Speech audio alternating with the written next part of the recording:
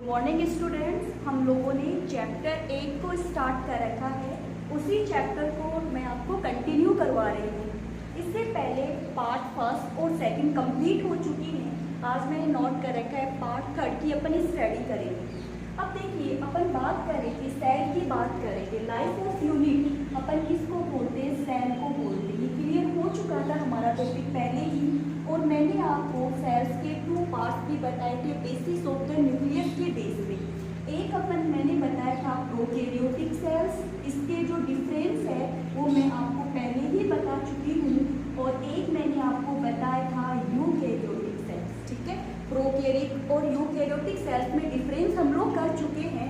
आप पीछे के वीडियो देख लीजिएगा, आपको मिल जाएंगे डिफरेंस। आज का जो टॉपिक है, मेन टॉपिक क्या रहेगा? Structures of prokaryotic sales. इसकी स्टडी करेंगे हम लोग। स्ट्रक्चर्स ऑफ प्रोकैरियोटिक सेल्स की स्टडी करेंगे। अब देखिए, प्रोकैरियोटिक सेल्स के अंदर अपन इंक्लूड किसको करते हैं? जैसे बैक्टीरिया, ये बात हुई थी ना, blue green algae, blue green algae, PPLO, ये सब इसके क्या हो जाते हैं? एग्जाम्पल हो जाएंगे। अब देखिए, जब हम स्ट्रक्चर की बात करते हैं तो स्ट्रक्चर्स के अंदर एक तो अपन करेंगे सेल एनवल। सेल एनवल की स्टडी करेंगे, ठीक है। और सेकंड अपन इससे रिलेटेड जो मैट्रिक्स है, मैट्रिक्स में जो भी कंटेनर है उनकी स्टडी करेंगे। और थर्ड अपन स्टडी करेंगे जेनेटिक मटेरियल। जेनेटिक मटेरियल की स्टडी करेंगे।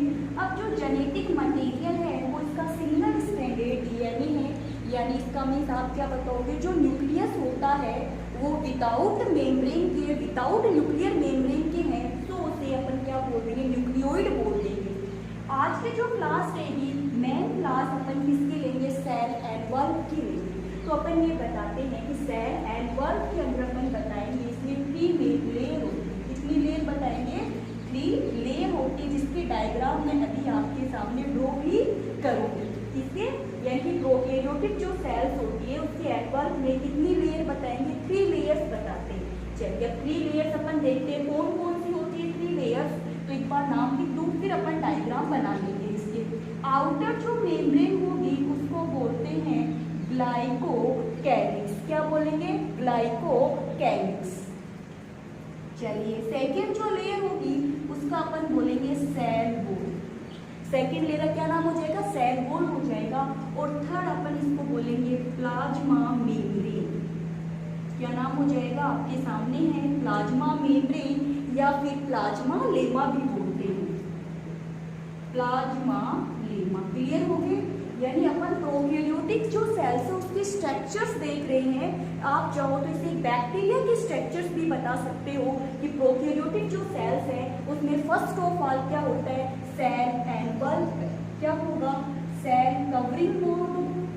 ठीक है, cell covering board, cell envelope भी बोल सकते हो। तो 3 पार्ट होते हैं, glycocalyx, cell wall, plasmalemma या फिर प्लाज्मा मेम्ब्रेन। अब देखिए, आगे अपन क्या करेंगे कि हर एक पॉइंट्स को क्लियर करेंगे, लेकिन पॉइंट्स को क्लियर करने के लिए हमें क्या करना होगा? डायग्राम बनाना होगा, जिसका डायग्राम मैं भी आपके सामने क्लियरली बना देती हूँ। तो अपन देखिए डायग्राम बनाएंगे इसका। तो पहले जब भी आप डायग्राम बनाओ किसी भी स्ट्रक्चर से रिलेटेड तो इंटरनली बनाते हैं। तो मैं इंटरनली एक लेयर बना देती हूँ। यहाँ पर देखिए, यहाँ बना रही हूँ मैं आपके सामने पूरा डायग्राम, नाम भी इधर रह जाएंगे। तो इंटरनली मेम्ब्रेन होती है ऐसे। इंटरनली जो मेम्ब्रेन है उस मेम्ब्रेन में अपन कुछ मॉडिफिकेशन भी करेंगे। ठीक है, तो एक मेम्ब्रेन ये हो गई, फिर उसके बाद में ये हो गई मिडल मेम्ब्रेन जो थोड़ी थिक होती है।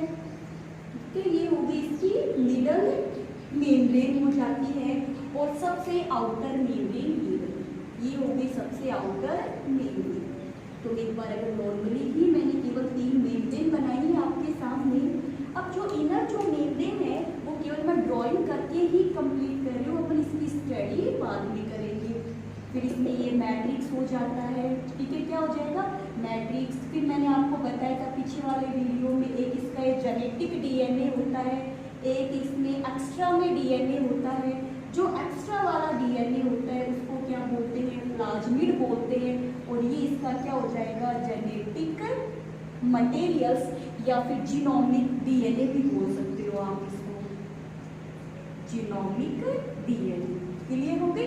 ये मैट्रिक्स में अदर सब्सटेंस प्रेजेंट है, यहाँ से एक क्या फ्लैजिला निकला हुआ है जो लोकोमोशन में हेल्प करता है। फिर इन सब की स्टडी तो अपन कहाँ करेंगे? प्लाज्मा मेम्ब्रेन के अंदर स्टडी करेंगे। अभी प्रेजेंट टाइम के अंदर हम जो स्टडी कर रहे हैं वो सबसे आउटर मेम्ब्रेन है, जिसका नाम मैंने क्या लिखा है यहाँ देखिए, ग्लाइकोकैलिक्स, ग्लाइकोकैलिक्स। ठीक है, फिर ये वाली जो मेम्ब्रेन जो मैंने ब्लैक कलर में बनाई है, इसको सेकेंड नाम दे दीजिए आप सेल वॉल। क्या नाम दे दिया?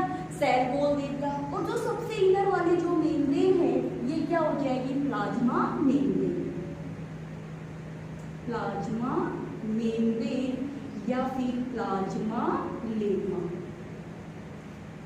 क्लियर हुई इतनी बात? कोई प्रॉब्लम नहीं आएगी।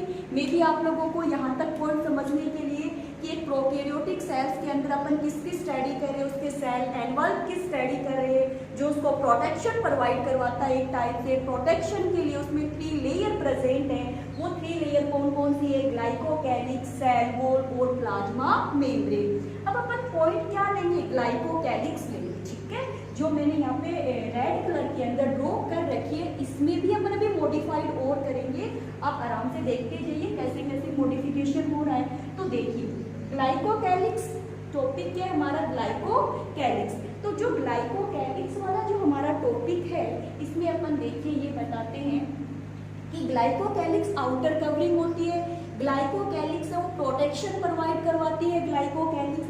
अब ग्लाइकोकैलिक्स बनी किससे? ये तो भी पता होना चाहिए ना। आपको पता है कि बैक्टीरिया हो, चाहे पीपीएल हो, चाहे माइकोप्लाज्मा हो, ये सब क्या है? लिविंग होते हैं। लिविंग होंगे तो उनकी जो मेम्ब्रेन होगी वो किसी ना किसी ऑर्गेनिक सब्सटेंस से मिलकर बनी है। तो वो ऑर्गेनिक सब्सटेंस यहाँ पे मैं कर देती हूँ पॉलीसैकेराइड। किससे मिलकर बनी है? पॉलीसैकेराइड्स। अब आप पूछोगे कि पॉलीसैकेराइड्स क्या होते हैं? तो polysaccharide is a form of carbohydrates. ठीक है, ए फॉर्म ऑफ कार्बोहाइड्रेट्स। साथ ही साथ में इसमें एक होता है पॉलीपेप्टाइड। तो पॉलीपेप्टाइड तो आप सबको पता ही है, polypeptide is a form of protein. तो आप डायरेक्ट ये भी कह सकते हो कि the glycocalyx is made up of the 2 component. The first component is the polysaccharide means carbohydrate and the second component polypeptide means proteins. But the polysaccharides and the polypeptide are found in the 2 forms. If the particles of the polysaccharides are arranged then closely packed, if present then closely, and particles are present then closely to each other to form a solid form. Closely packed to form a solid form. To form a solid form.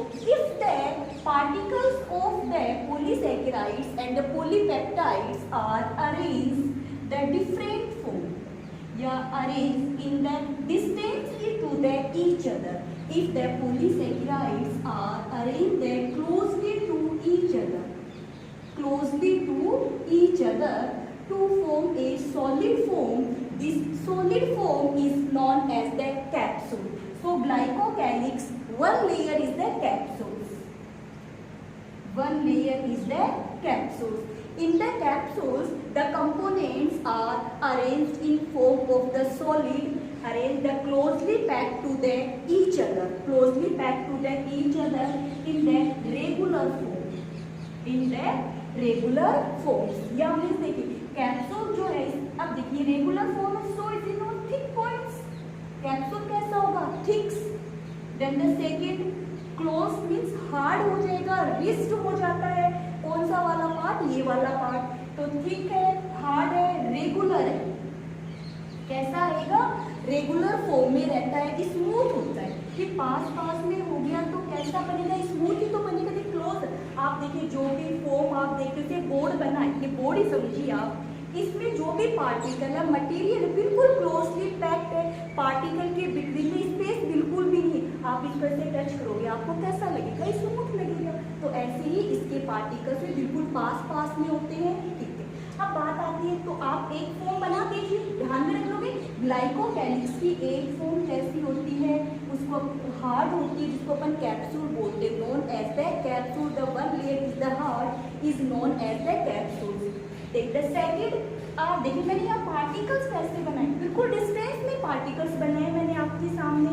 Show the particles are loosely packed, so is known as the slime layer. वो लेयर आप क्या बताओगे, sleeve layer बताओगे। तो अपन directly अगर बोलना चाहे तो वी से the glycocalyx found is there two forms. The one form is the capsules and the second form is the sleeve layer. Clear? One layer is the capsule, second form is the sleeve layer. अब sleeve layer, the particles are present distantly, means irregular form. Regular forms कैसी form होगी, irregular form में ये क्या होते हैं, present होते हैं। क्लियर हो गया, इतनी कोई प्रॉब्लम नहीं है यहाँ तक, आप इसलिए से इस बात को समझ पा रहे हो। अब देखिए जब कैप्सूल्स है ये प्रोटेक्शन प्रोवाइड करवाता है, इसका मेन काम क्या होता है, प्रोटेक्शन प्रोवाइड करवाना होता है। तो कैप्सूल्स का मेन फॉर्म क्या हो गया, प्रोटेक्ट, क्योंकि ये हार्ड है ना। अब इसके ऊपर अगर अपन कोई भी एंटीबायोटिक डालेंगे यानी कोई भी मेडिसिन देंगे इसको इनएक्टिव करने के लिए, ये इनएक्टिव नहीं होता है।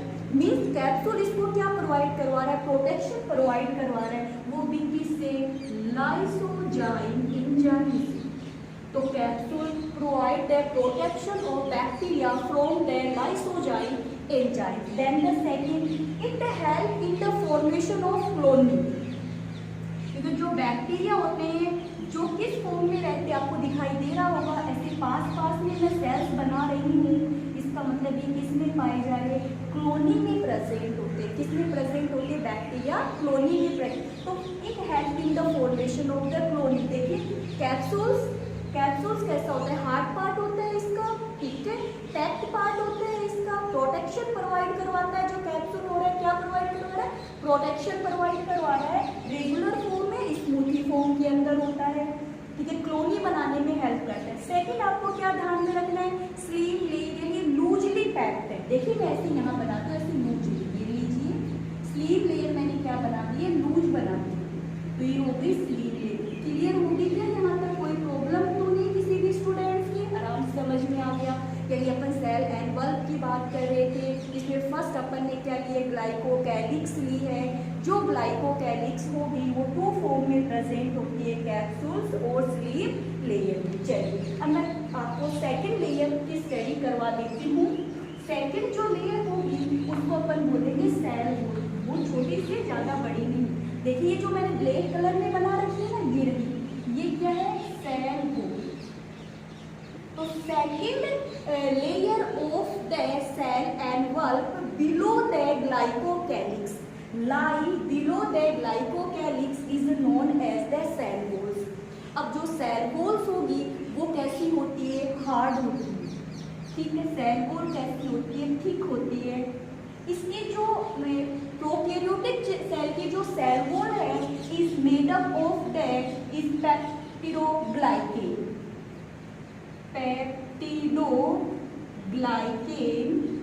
And muramic acid, peptidoglycan and muramic acid की ये बनी हुई होती है। क्लियर, कैसी होती है, थिक होती है, हार्ड होती है। It provide the protection of bacteria in the inferable conditions, या protect the bacteria from bursting. Bacteria को ब्रस्ट होने से कौन रोक रही है, सेल वॉल रोक रही है। तो आज की जो हमारी क्लास थी वो थी सेल एनवल्प पे अपन स्टडी कर रहे थे, जहाँ पर हम लोगों ने एक तो ग्लाइकोकैलिक्स की जो लेयर है उसको कंप्लीट कर लिया है, इसमें कैप्सूल और स्लीव लेयर की स्टडी की है। सेकेंड हम लोगों ने सेल वॉल से रिलेटेड फॉर्म देखी, तो सेल वॉल ज़्यादा इतनी डीपली नहीं है, बस ये बताना ये पेप्टिडोग्लाइकेन और म्यूरिक एसिड की बनी हुई है, ठीक है। आप बता दोगे, हार्ड होती है, थिक होती है ये वाला पोर्शन, और ये क्या प्रोवाइड करवाता है, प्रोटेक्शन प्रोवाइड करवाता है अगेंस्ट द ब्रस्टिंग, यानी इसको ब्रस्ट नहीं होने देता है। नेक्स्ट क्लास के अंदर हमारा जो पॉइंट्स होगा वो किस पे रहेगा, थर्ड जो लेयर होती है ना प्लाज्मा मेम्ब्रेन या प्लाज्मा लेमा जिसको बोलते हैं, वो अपनी पॉइंट्स रहेगी। अब मैं आपको एक बात और क्लियर कर दूं, जैसे ये कैप्सूल्स है, ये जो किसका बना है, ये आपको पता है ये पॉलीसेकेराइड पेप्टिड और पॉलीपेप्टाइड का है, मेडअप है। अब इसमें क्या होता है कि कई बार कुछ नाइट्रोजन के जो पार्टिकल्स है वो भी अरेंज हो जाते हैं, ठीक है, इसकी वजह से कैसा बन जाता है, हार्ड हो जाता है। क्लियर है? तो आज आपको पता है कि लास्ट में मेरे वीडियो के अंदर क्वेश्चन पुटअप करती हूँ मैं, जिसके आंसर आपको देने होते हैं। तो आज का जो क्वेश्चन है, फर्स्ट क्वेश्चन आप नोट कर लीजिए, give the name of 3 layer of cell involve of prokaryotic cells. Write the 3 layer name cell envelope of prokaryotic cells. ठीक है, ये आज का आपका क्या रहेगा, क्वेश्चन रहेगा जिसका आंसर आपको देना है। Thank you.